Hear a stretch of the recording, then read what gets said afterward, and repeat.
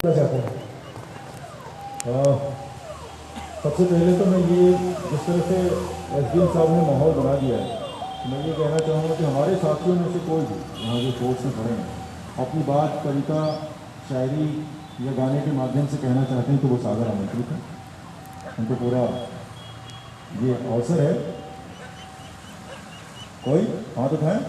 कोई नहीं है? तो चलो आप लोग का हौसला और बढ़ाने के लिए हम पहले नलिन से रिक्वेस्ट कर लेते हैं।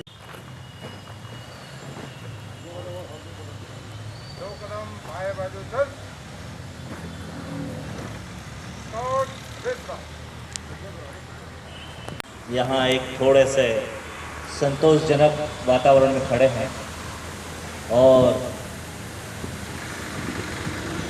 हम लोग यहाँ हमारे आस्था के समस्त बल के साथ, जिसने अपने प्रयासों से लगातार, चाहे वो टैंकर लाने की प्रक्रिया हो या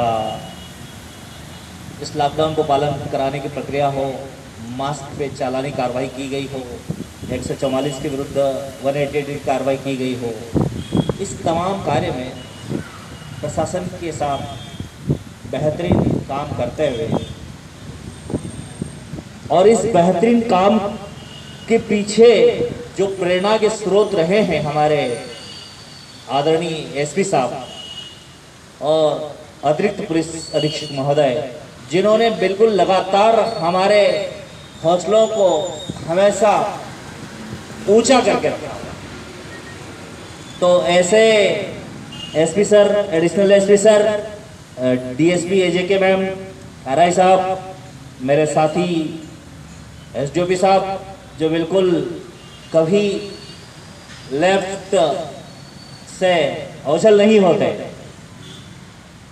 इसी के साथ हमारे समस्त थाना प्रभारी और यहाँ उपस्थित बल, साथ ही मीडिया के वो साथी जो समय समय पर हमें बिल्कुल छोटी से छोटी चीज़ के अवगत कराते रहे हैं।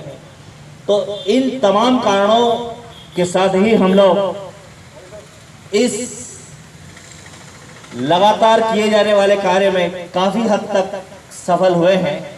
हमें करना है उसकी तैयारी करना।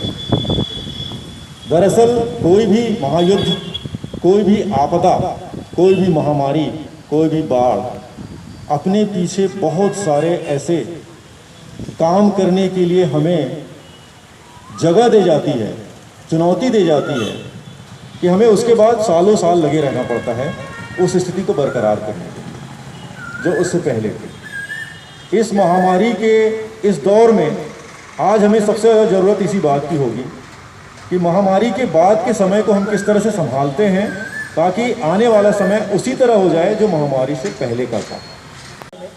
और आप जितने अच्छे से सर हम लोगों को हौसला अफजाई करते हैं, गाइड करते हैं, निरंतर रूप से करते रहेंगे, मीडिया के साथ ही हमें साथ देते रहेंगे। इसी के साथ मैं अपनी बात को यही विराम देता हूँ। आप वर्दी वालों ने चिकित्सा दल के साथ मिलकर कार्य किया, इसलिए वो और हैं जो अपनों से कतरा के चले हैं। ये हम हैं जो गैरव अपना के चले हैं। तो इसके लिए आप सब बधाई के पात्र हैं। जो संधि स्थल था, आज अभी तक किए गए अच्छे कार्यों के लिए सबको धन्यवाद ज्ञापित करना था, पुरस्कृत करना था और आने वाले कल की तैयारियों के लिए उनको सचेत करना था। इस संधि स्थल पर आकर मैं अपनी पूरी टीम के साथ यहाँ पर आया, जिसमें एडिशनल एसपी समीर यादव जी थे, टीएसपी अर्चना जी थी और आरआई कविता जी थी। यहाँ पर एसडीएम साहब, एसडीओपी साहब थे। तो उनको अभी तक किए गए अच्छे कार्य के लिए, जिसमें उन्होंने पूरी संयम और कर्तव्य निष्ठा के साथ अच्छा कार्य करके जनता से कोई दुरुपयोग नहीं किया और अन्य विभागों से तालमेल रखा, इसलिए उनको धन्यवाद दिया। और क्योंकि अभी हमने 1 तारीख को लॉकडाउन सने होना प्रारंभ किया, तो उसमें क्या क्या उनको सावधानी रखनी चाहिए जिससे कि कोरोना पूरा लौट के ना आए, वो सब उनको समझाइश दी गई। और मूल मुद्दा था कि वो लगभग 2-2.5 माह की कठिन ड्यूटी से जो उनके मन में थोड़ी भी निराशा या कठिनाई आई होगी, उसको दूर करने का प्रयास किया गया। सर, आपने कुछ जो साथी आपके संक्रमित हुए और जितने भी ज़िले हैं उनमें सीहोर जिला बहुत कम स्थान पर रहा है और बहुत कम लोग यहाँ पर संक्रमित हुए, इसका क्या कारण रहा? देखिए, उसका कारण बड़ा स्पष्ट रहा कि जिस तरह से आप मीडिया बंधुओं को मुझे सहयोग मिला और मैं पूरी टीम के साथ पूरे ज़िले में भ्रमण करता रहा। एक दिन में हम 4-4 थानों पे गए, 12-13 गाँव में गए और इस अवधि में लगभग 6800 किलोमीटर गाड़ी हमारी चली लगातार एक माह में। और उसमें हमने सभी से आग्रह किया पुलिसजनों से कि उन्हें क्या क्या कार्रवाई करनी चाहिए। उन सारी सावधानियों का पुलिसकर्मी ने पालन किया। इस कारण संक्रमण की दर कम भी रही। उसके पश्चात उनकी देखभाल का जो अच्छा हमने सिस्टम बनाया था, जिला मुख्यालय पे हमने एडिशनल एसपी साहब के नेतृत्व में पूरी टीम बनाई थी, जो दिन में 4 बार संक्रमित लोगों से कर्मचारी से बात करती थी, उनकी दवाई और इलाज का ख्याल रखती थी। इस कारण से संक्रमण से मुक्त होने की दर भी हमारी बहुत अच्छी रही। कुछ दृश्य ऐसे भी हमारे सामने आए हैं जो कहीं भी किसी भी ज़िले से नहीं देखने को मिले। जो संक्रमितों से आपने बात की है, जो लोग अपने होम क्वारंटाइन में थे या हॉस्पिटल में थे, उनसे भी आपने टेलीफोनिकली चर्चा की और उनका हौसला बढ़ाया।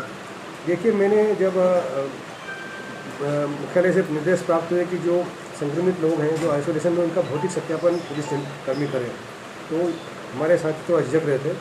तो टीम के लीडर के रूप में मेरे मन में आया कि इनकी झिझक दूर करने के लिए मुझे स्वयं जा करके और संक्रमित व्यक्ति से बात करनी चाहिए, क्योंकि एक सुरक्षित दूरी से अगर हम बात करेंगे तो कोरोना संक्रमण हमें नहीं लगेगा। इसी कारण से मैंने आइसोलेशन वाले घरों में जाकर के साथियों से बात की, उनका कुशल क्षेम पूछा, उन्हें जरूरी हिदायत दी। और इसी कारण से पुलिस बल का मनोबल बढ़ा और सभी ने फिर पूरी ताकत से भौतिक सत्यापन प्रारंभ किया और नक्के लगाने में बड़ी मदद मिली। इसी प्रकार से जो घरों में आइसोलेशन में हमारे पुलिस कर्मचारी थे, हमारा नियम था कि दिन में 4 बार हम बात करेंगे। एक बार मैं एडिशनल एसपी, डीएसपी शाखा प्रभारी और एक को साथी है, तो हमने इनसे बात की। दुर्भाग्यवश सर कुछ लोगों की डेथ भी हुई है इसमें से, आपके पुलिस परिवार में से कितने लोगों की हुई है इसमें? और हमारे 2 साथी 81 संक्रमित में से 2 साथी ऐसे हैं जिन्हें हम बिल्कुल भी नहीं बचा पाए। काफ़ी प्रयास किया, तो व्यक्तिगत तौर पर मुझे इसका हमेशा मलाल रहेगा। मैं दुखी रहूँगा कि ऐसे हमारे 2 साथी जिन्हें हमें बचाना चाहिए था, हम बचा नहीं पाए। तीसरे फेज के लिए आपका पुलिस बल के लिए क्या संदेश रहेगा? पुलिस बल से यही संदेश है कि अपनी कर्तव्य निष्ठा को सर्वोच्च स्तर पर ले जाए। अभी तक जो हमने कार्य किया है वो उनका सर्वोच्च स्तर नहीं था। यही बात मैं हर थाने पे जाके सबको बता रहा हूँ कि अपने कर्तव्य निष्पादन को, अपनी कर्तव्य की भावना को सर्वोच्च स्तर पर ले जाए और आम जनता की सेवा करने के अपने जो शपथ उन्होंने ली थी उसको पूरा करें।